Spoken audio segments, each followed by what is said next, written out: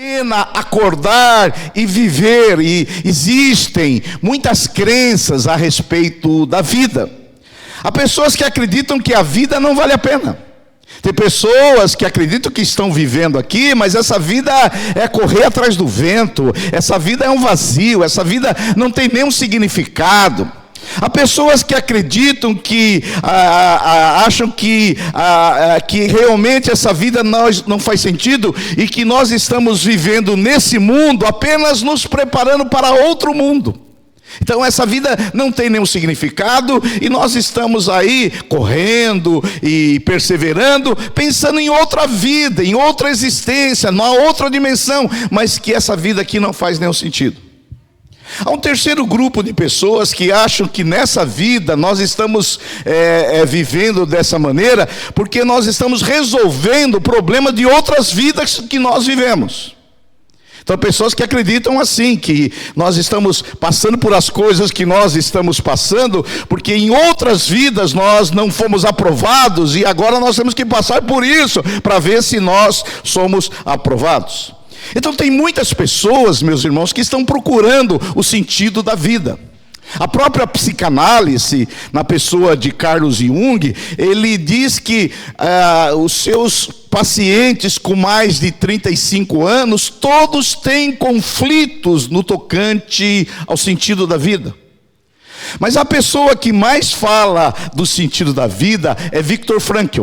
Viktor Frankl é conhecido como o pai da logoterapia, a terapia do sentido. E quando perguntaram para Viktor Frankl qual é o sentido da vida, o que faz a vida valer a pena, e Viktor Frankl responde: olha, não existe uma única pergunta, acreditar que existe uma única resposta para o sentido da vida é a mesma coisa de que perguntar para um jogador do xadrez que está com o tabuleiro na frente qual que é a melhor jogada. Não tem melhor jogada, depende como estão as pedras, aí sim tem uma jogada melhor. Então tem muitas pessoas que estão querendo entender o sentido da vida. Muitas religiões, muitas filosofias têm procurado entender o sentido da vida. O que vale a pena acordar de manhã, o que vale a pena ter adrenalina nas veias e sangue nos olhos, o que vale a pena eu levantar na segunda-feira e viver. Então o sentido da vida é uma coisa que muitas pessoas procuram. Mas é interessante que nós não procuramos nem na filosofia, nem na psicanálise, nem na logoterapia. Nós procuramos o sentido da vida na Bíblia Sagrada. A Bíblia Sagrada é a lâmpada para os nossos pés e luz para os nossos caminhos. A Bíblia Sagrada é a nossa regra de fé. E de muitos personagens da Bíblia que nós poderíamos procurar como eles encontraram o sentido na vida, eu encontro em Paulo o apóstolo. Paulo o apóstolo é conhecido como o homem mais influente do Ocidente. Paulo apóstolo, ele nos ensinou as bases para vivermos bem aqui no Ocidente. E eu olhando para Paulo, e se a gente pudesse hoje ter uma conversa íntima com Paulo e dizer: Paulo, o que faz sentido da vida para você, o que faz você acordar de manhã com adrenalina nas veias, com sangue nos olhos, o que faz sentido você para viver uma vida apaixonada? Paulo iria dizer: olha, eu tinha um grande currículo, eu era da tribo de Benjamim, eu era fariseu, zeloso da lei, eu tenho uma história, eu tenho recursos, eu tenho status. Mas é interessante que quando ele chega no versículo 7, Filipenses 3:7, ele vai dizer assim: mas o que para mim era lucro, a minha carreira, o meu dinheiro, o meu status, o meu conhecimento. No versículo 7 ele vai dizer assim: mas o que para mim era lucro, passei a considerar como perda por causa de Cristo. Paulo o apóstolo, ele vai dizer assim: olha, eu tinha um currículo invejável, eu tinha uma posição invejável, mas essas coisas que as pessoas estão correndo para dar sentido, essas coisas que as pessoas estão procurando para dar sentido, essas coisas que algumas igrejas estão pregando para as pessoas buscarem, eu considerei tudo isso aí, sabe como o quê? Como perda. E no versículo 8 ele vai dizer assim, Filipenses capítulo 3, 8, ele vai dizer: mais do que isso, eu considero tudo isso aí como perda, comparado à suprema grandeza do conhecimento de Cristo Jesus.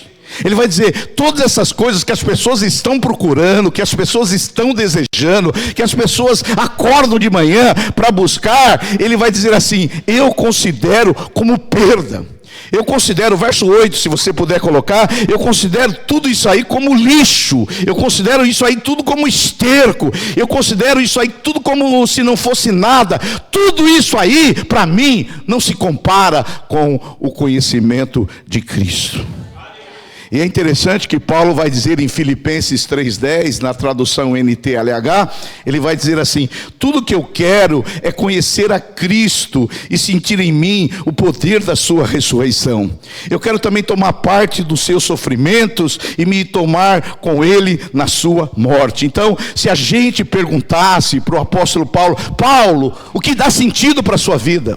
O que vale a pena você acordar de manhã e ter sangue nos olhos, adrenalina na veia, acordar de manhã empolgado, entusiasmo? Paulo diria para você 3 coisas, que está aí no versículo 10. Primeiro, eu estou aqui para correr atrás do conhecimento de Cristo. Segundo, eu quero experimentar o poder da ressurreição de Cristo na minha vida. Terceiro, eu quero participar dos seus sofrimentos. Quantos podem dar um glória a Deus aí? Se puderem arrumar um copo d'água para mim, por gentileza, Danilo. E eu quero trabalhar em cima desses 3 tópicos sobre o sentido da vida de Paulo, o apóstolo. A primeira coisa que Paulo deseja, se você puder deixar o versículo 10 para mim, Filipenses 3,10, Paulo vai dizer assim: olha, a primeira coisa que dá sentido para a minha vida, a primeira coisa que faz eu acordar de manhã, a primeira coisa que é o centro da minha vida, é conhecer a Cristo. Diga para o seu vizinho: você precisa conhecer a Cristo. Você precisa conhecer a Cristo. Porque Cristo é o centro de todas as coisas. Cristo é o centro de tudo. Nós não estamos aqui, meus irmãos, olha para cá, para praticar liturgias, rituais, cantar as músicas. Nós estamos aqui só para isso. Nós estamos aqui para colocar Cristo no centro de tudo. E a Bíblia Sagrada, Paulo vai dizer assim, olha, Paulo vai dizer assim: eu quero conhecer a Cristo. Eu quero conhecer a Cristo. E esse mesmo Paulo, meus irmãos, que escreveu Colossenses 1,15, inspirado pelo Espírito Santo, que é uma carta mais cristocêntrica, cristológica, ele vai dizer em Colossenses 1,15, e se referindo a Cristo, porque Cristo é o centro de todas as coisas. E aí em Colossenses 1,15, ele vai dizer: esse Cristo, ele é a imagem do Deus invisível, ele é o primogênito sobre toda a criação. No verso seguinte, 16, ele vai dizer assim: pois em Cristo, nele, foram todas as coisas feitas nos céus e na terra, as visíveis e as invisíveis, sejam tronos, sejam soberanias, poderes, autoridades, todas as coisas foram criadas para Ele, todas as coisas foram criadas por Ele. E no versículo 17 ele conclui: Ele é antes de todas as coisas e nele tudo subsiste. Então Paulo, ele está aqui falando que a primeira coisa que dá sentido para a vida dele, esse homem que foi considerado o homem mais influente do Ocidente, ele fala: eu acordo de manhã, sabe para quê? Eu acordo de manhã para conhecer a Cristo. Eu acordo de manhã para conhecer Jesus. Eu acordo de manhã para conhecer o coração de Jesus. Eu acordo de manhã para ter experiências com Cristo. Eu acordo de manhã para conhecer o coração de Cristo. Eu quero diariamente ter encontros com Cristo. Eu quero ter experiências com Cristo. Aleluia! Aleluia! Por isso que eu sei que hoje ficam falando muitos nomes de Deus no hebraico, nome de Deus no aramaico, mas deixa eu falar para você, Deus só tem um nome, e o nome de Deus chama Jesus. Diga Jesus, diga Jesus, diga Jesus. Jesus é o nome de Deus. Eu estava contando lá onde eu preguei na conferência que um amigo meu, pastor no Brasil, ele teve uma experiência muito interessante, que ele foi convidado por uma irmã da igreja para orar por seu filho que estava possesso, endemoniado. E quando ele chegou na casa da irmã, ele falou: olha, meu filho endemoniado, ele está lá naquele quarto. E quando ele entrou naquele quarto, ele viu que o rapaz estava com uma faca nas mãos. E aí ele pensou assim: onde eu vim parar? E o rapaz perguntou para ele assim: é você que veio falar de Deus para mim? E ele pensou: será que sou eu mesmo que vim falar de Deus? Porque o cara com uma faca na mão. E ele falou: fui eu sim, sou eu sim. Sua mãe me convidou para falar de Deus para você. E o rapaz endemoniado falou assim: mas eu conheço Deus. Eu conheço Deus.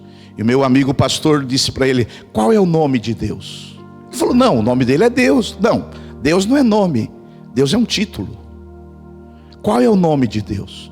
E o rapaz não falou, sabe por quê? Porque quem é endemoniado, ele fala Deus, mas ele não fala Jesus. Porque o nome do Deus que você serve é Jesus de Nazaré. Esse é o nome. Por isso que você jamais verá um endemoniado falar Jesus. Jesus, Ele é o primogênito de todas as coisas. Ele é o Deus invisível. Ele é o cabeça da igreja. Tudo subsiste nele. Todas as coisas foram feitas por Ele, por intermédio dele, e a glória é para Ele, Jesus. E Paulo, o apóstolo, ele dizia: eu estou aqui para conhecer Jesus. Eu acordo de manhã porque eu quero conhecer Jesus. Porque não sei se você sabe, conhecer a Bíblia é diferente de conhecer Jesus. Tem muitas pessoas, pastor Luiz, que conhecem a Bíblia. Tem muitas pessoas que praticam liturgias todos os domingos. Tem pessoas que têm os seus credos, mas não conhecem Jesus. Tem pessoas que conhecem a Bíblia do Gênesis ao Apocalipse. Tem pessoas que conseguem dizer para você capítulos da Bíblia decorados. Tem pessoas que leem a Bíblia 2, 3 vezes por ano. Mas eu não estou falando de conhecer a Bíblia. Eu estou falando para você de conhecer Jesus. Eu sei que a Bíblia aponta para Jesus, mas Jesus não é um livro. Jesus é uma pessoa com quem nós nos relacionamos, que nós temos intimidade com Ele. É como se o apóstolo Paulo dissesse para nós: eu estou aqui, meus irmãos, para conhecer a Cristo. Eu acordo de manhã para perceber Cristo ao meu redor. Eu acordo de manhã para discernir Cristo nas minhas circunstâncias. Eu acordo de manhã e sabendo que Cristo preenche todo o universo. O Cristo preenche todas as nações. Ele preenche a minha casa, Ele preenche onde eu estou. E eu estou querendo encontrar com Cristo. Eu vim buscar a Cristo. Eu quero ver Cristo. Aleluia. Pastor, e como que a gente experimenta Cristo? Como que a gente tem essa experiência com Cristo no dia a dia? É que Deus, Ele ocupa o lugar do encantamento. Deus ocupa o lugar do assombro. Deus ocupa o lugar do fascínio. Deus ocupa o lugar assim que nos atrai a Ele. Então, eu quero dizer para você, nós estamos aqui como cristãos, é para ter experiências diárias com Cristo. Eu quero ver Cristo na minha igreja, eu quero ver Cristo na minha esposa, eu quero ver Cristo no meu esposo, eu quero ver Cristo na minha família, eu quero ver a beleza de Cristo, porque Ele ocupa todas essas coisas, e eu quero ver Cristo, aleluia. Então, Deus é esse Deus que quer revelar Cristo a nós, e esse Deus, ao mesmo tempo que Ele é fascinante, Ele é assustador, porque os homens e as mulheres que tiveram experiência com Cristo, eles tiveram esses dois sentimentos. Primeiro, fascínio. Segundo, ficaram assustados. Deus é fascinante, mas Deus é assustador, porque aqueles que experimentaram o conhecimento de Cristo, eles ficaram fascinados por Cristo. João, quando viu Cristo na ilha chamada Pátimos, ele ficou fascinado, a ponto de ficar assombrado e de cair como morto. Paulo, a caminho de Damasco, quando ele teve uma experiência com Cristo, a vida dele virou às avessas. Mesaque e Sadraque e Abednego lá na fornalha, quando eles tiveram uma experiência com Cristo, a vida deles mudaram. Aleluia. Por isso eu quero dizer para você, Cristo é esse que ocupa todos os lugares, Ele ocupa todo o universo, Ele ocupa todas as circunstâncias, Ele ocupa as pessoas. Por isso que o seu grande desafio do seu dia, sabe qual é? Ver Cristo, conhecer a Cristo, conhecer o seu coração, conhecer os seus pensamentos, conhecer os seus sentimentos. E Paulo acordava de manhã dizendo: eu quero conhecer a Cristo. Quantos podem dar um glória a Deus aí? O que dava sentido para a vida de Paulo e o que vai dar sentido para a sua vida, deixa eu falar, se você é crente de verdade, é querer conhecer a Cristo, é acordar pela manhã e dizer: eu quero conhecer a Cristo, eu quero ver Cristo, e todas as coisas se tornam secundárias, perdas, refúgio por causa de Cristo. Quantos podem dar um glória a Deus?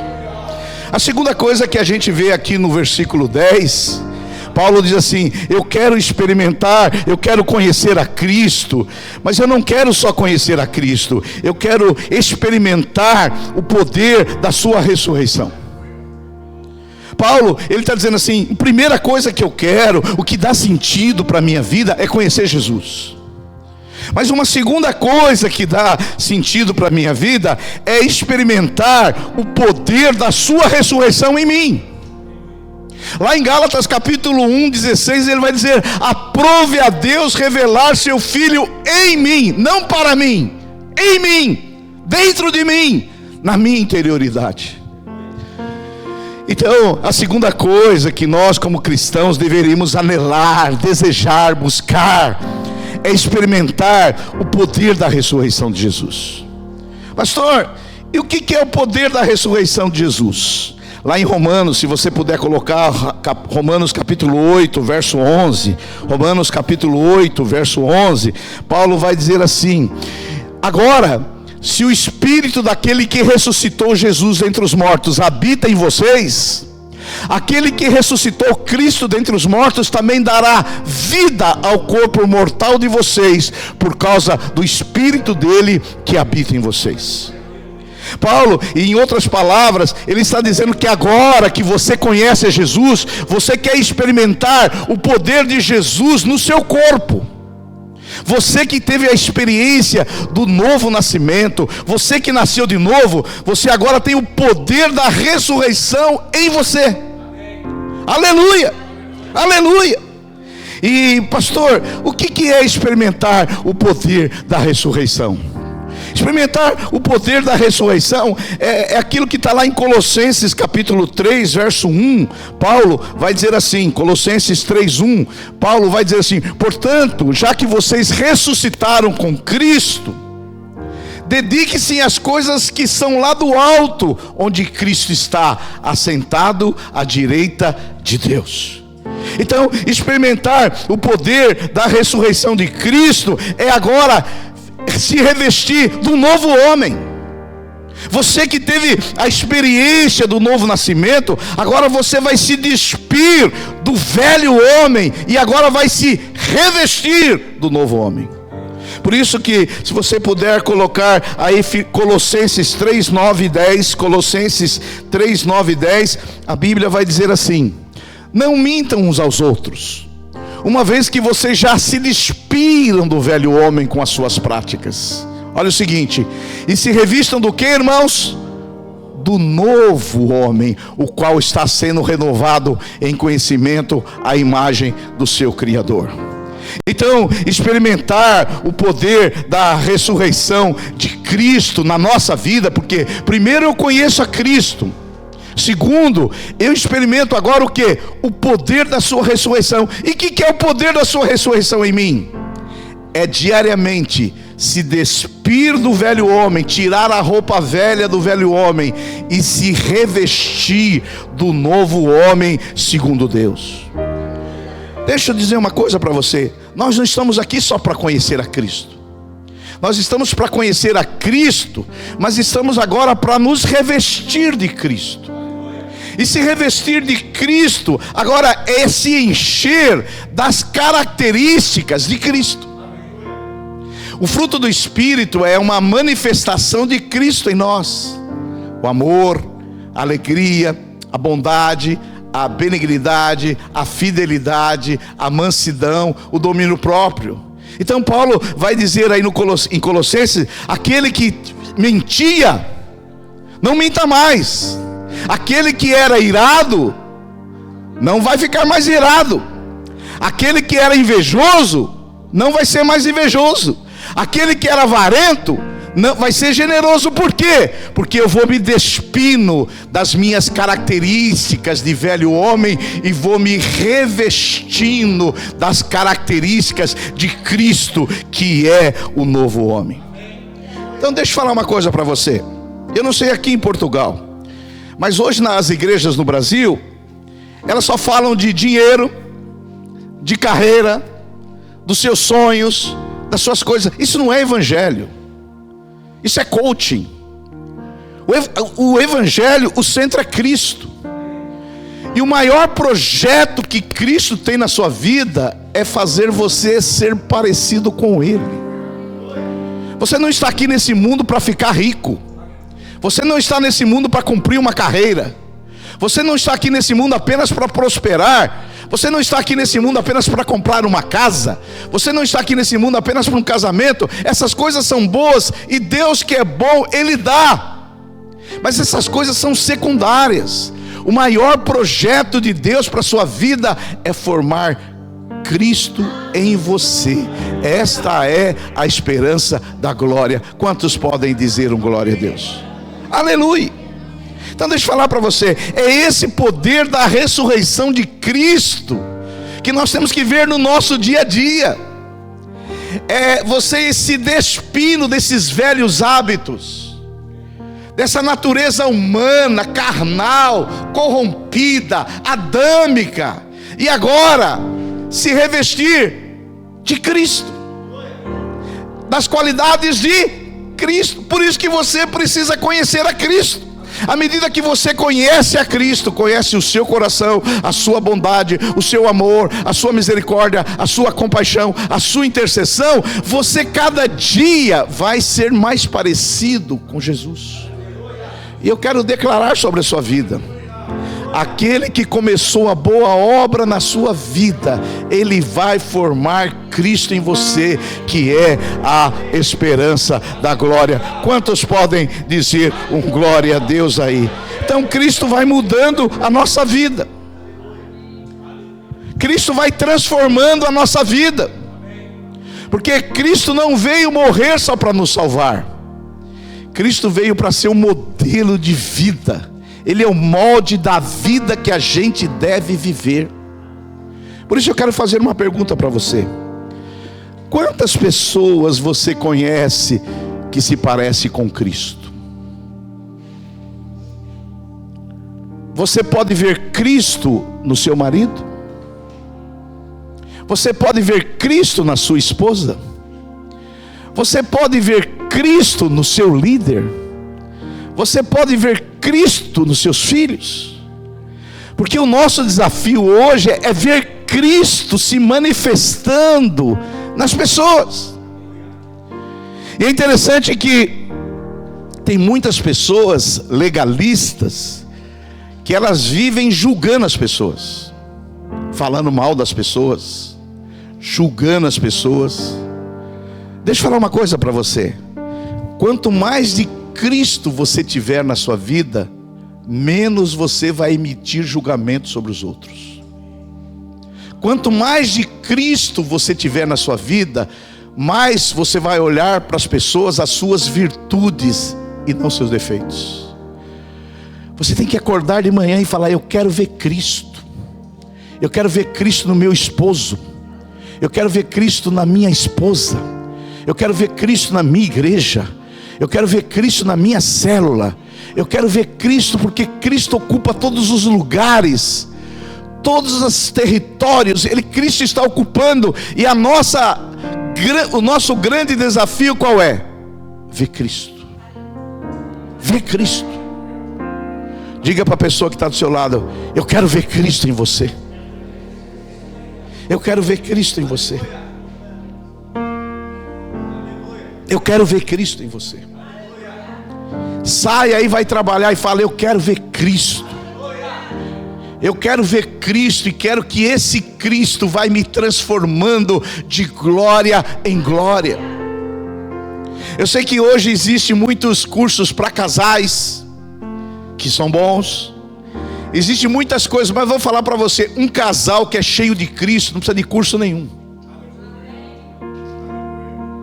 Eu sei que hoje nós damos, na igreja nós damos cursos, 10 aulas para você ver ser um marido melhor, 15 princípios para você ser uma mulher melhor. Mas deixa eu falar para você: quando todos estão cheios de Cristo, filho, os conflitos diminuem, a compreensão aumenta, a paciência se estende, porque eu estou vendo Cristo. Deixa eu dizer uma coisa para você: a maior necessidade da igreja hoje, é conhecer a Cristo. É conhecer a Cristo. Por isso que a nossa pregação, o nosso louvor, as nossas palavras, as nossas reuniões, as nossas conversas, elas têm que ser cristocêntricas. Cristo é o centro de tudo. Quantos podem dar um glória a Deus? E para encerrar, Paulo diz assim,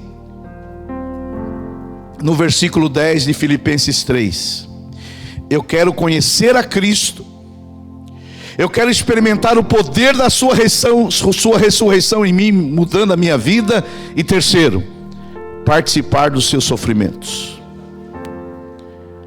Primeiro, conhecer a Cristo é uma coisa muito boa.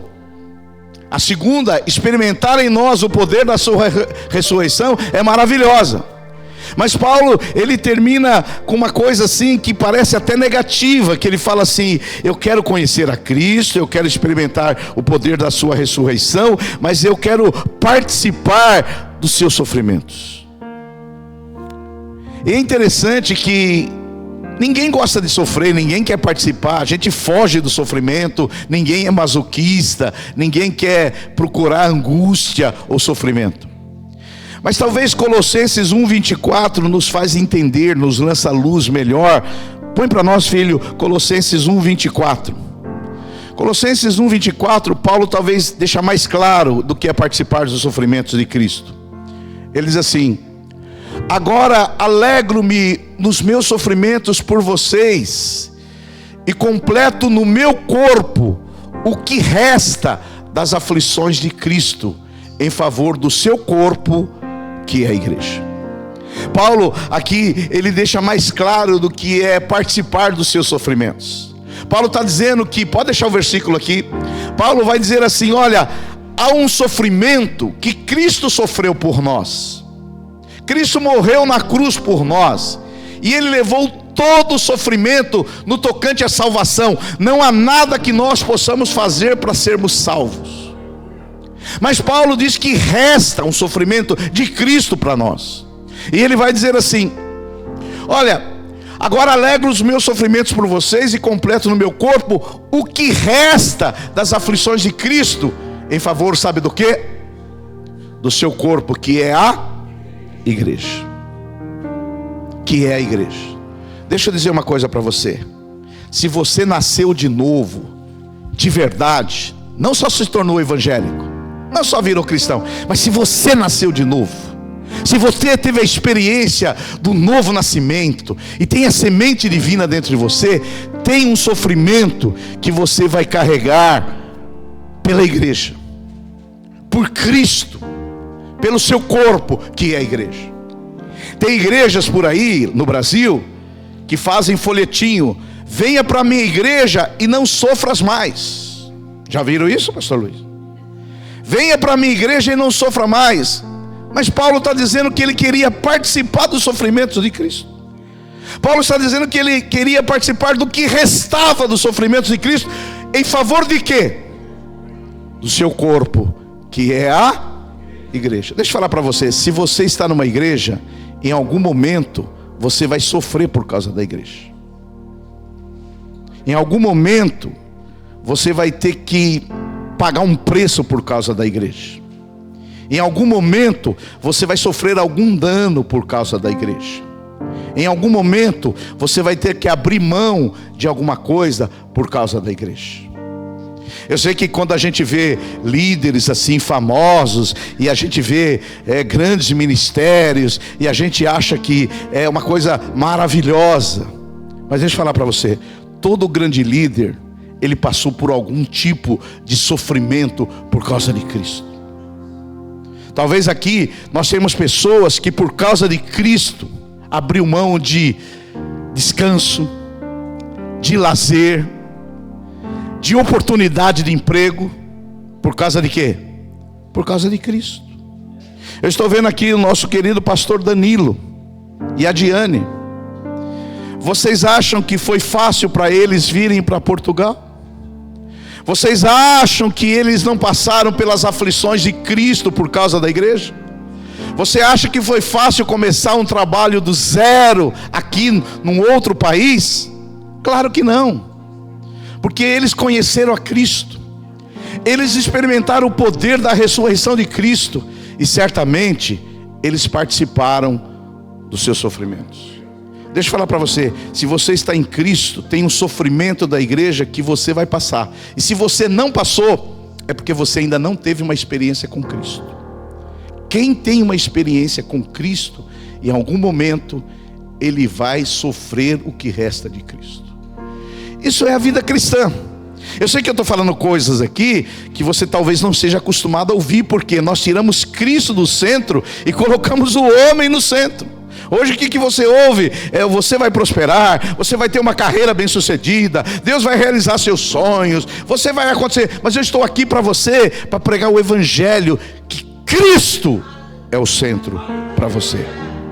E que você gaste a sua vida como Paulo, que abriu mão das coisas, da sua carreira, da sua posição, do seu dinheiro, para conhecer a Cristo.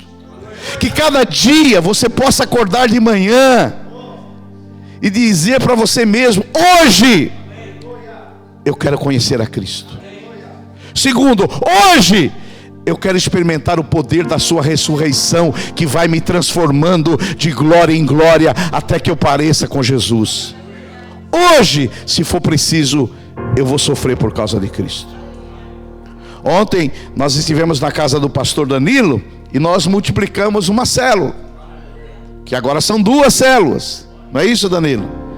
Mas aprenda, você que é líder, algum momento você vai participar das aflições de Cristo. As aflições de Cristo pode ser uma pessoa que está doente na sua célula e você se compadece dela.